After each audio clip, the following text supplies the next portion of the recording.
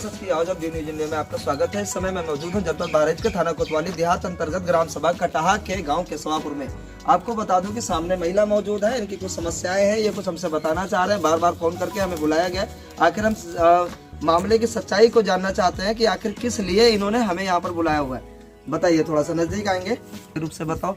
आपका नाम क्या है, पहले यहाँ बताओ। मेरा नाम मंजू पांडे है। आपके पति का क्या नाम है? मनीष पांडे। मनीष पांडे। घर कहाँ है आपका? घर यहाँ केशवापुर। थाना कौन सा लगता है? देहात कोतवाली। देहात कोतवाली, जनपद बहराइच। हाँ। ये बताइए कि आपको क्या, अब अपनी समस्या को बताओ शुरू से लेके आखिरी तक, कम शब्दों में।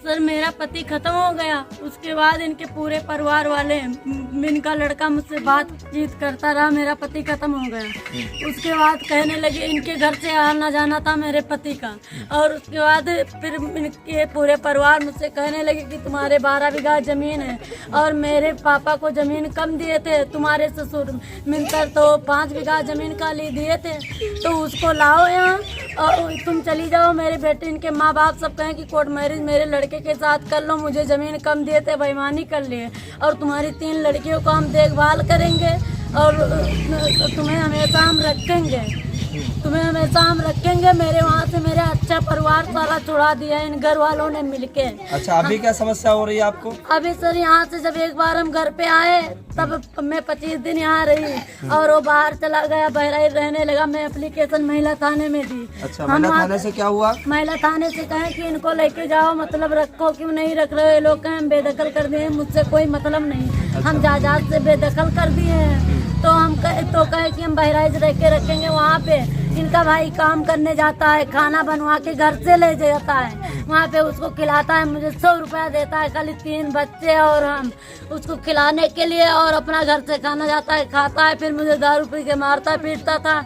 और वहाँ 3 दिन हो गए, मुझे जिला अस्पताल में छोड़ गए, फिर चला गया। इनके घर वाले उसको कह रहे हैं कहाँ चले गए? कहाँ चले वो पता नहीं कहाँ चले गए। बात करी आपने उनसे? मैं फोन स्विच ऑफ करवा दिए। इनके घर वालों ने कहा कि फोन स्विच ऑफ कर लो, तुम जाओ बाहर दूसरी शादी कर लो। अभी इसके बारे में जो घटना अभी आज आपके साथ घटित हो रही है, इसके बारे में क्या आपने संबंधित पुलिस कर्मियों को कोई मतलब सूचना दी? सर, हम 110-90 पे फोन मिलाए, वो 112 वालों को भेजे, तो 112 वाले ने कहा ये तो आपका रोज का ड्रामा है, मैं इसमें क्या कर सकता हूँ, आप वहाँ DSP के पास जाइए। और जब मैं बरनापुर चौकी में एप्लीकेशन दी, मैं नाजिलपुरा में रह रही थी, मुझे बुलोरो में इनके 2 बांधोई और ये लेके जा रहे थे, मेरे मैके छोड़े कहीं रूम पे ले जा रहे हैं, फिर वहाँ मेरे मैके लेके जा रहे थे। फिर हम जब अपना भाग देखे तो हम कहे हमको वापस ले चलो, हम वहाँ नहीं जाएंगे।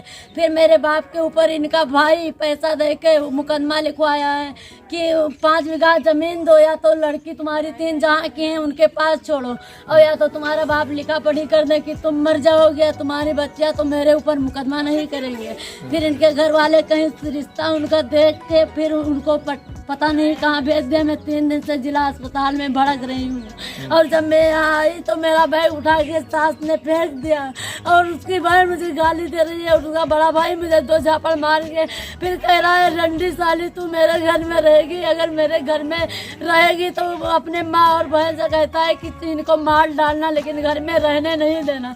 तो सर आप बताइए, मैं विकलांग औरत में कहाँ चली जाऊँ? मेरी 3 लड़कियाँ हैं छोटी छोटी, मुझे घर पे नहीं रहने देते हैं, उसके साथ रहती हूँ तब फोन मिला के मार खिलाते हैं, वहाँ पे पैसा नहीं देने देते हैं। 3 लड़कियाँ लेके मैं कहाँ जाऊँ? कौन कौन बच्चे हैं आप? पुलिस इसमें आपकी कोई मदद नहीं कर रही? वहाँ कोई मदद नहीं कर रही है। बरनापुर थाने में मैं एप्लीकेशन दी, और देहात कोतवाली में जब मुझे वहाँ मैके छोड़ने ले गया, हम देहात कोतवाली में गए देने, दरोगा हाथ में ले लिया।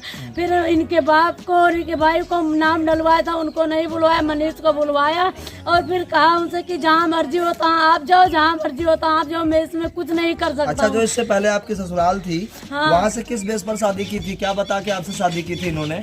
इन्होंने कहा कि 12 बीघा जमीन तुम्हारे नाम है। हाँ। तो उसको हम पा जाएंगे, 3 लड़कियां लेके चलो, और 3 लड़कियां हम कमा रहे हैं अभी, उसके बाद उनके घर वालों के तुम्हारे ऊपर मुकदमा दायर करेंगे।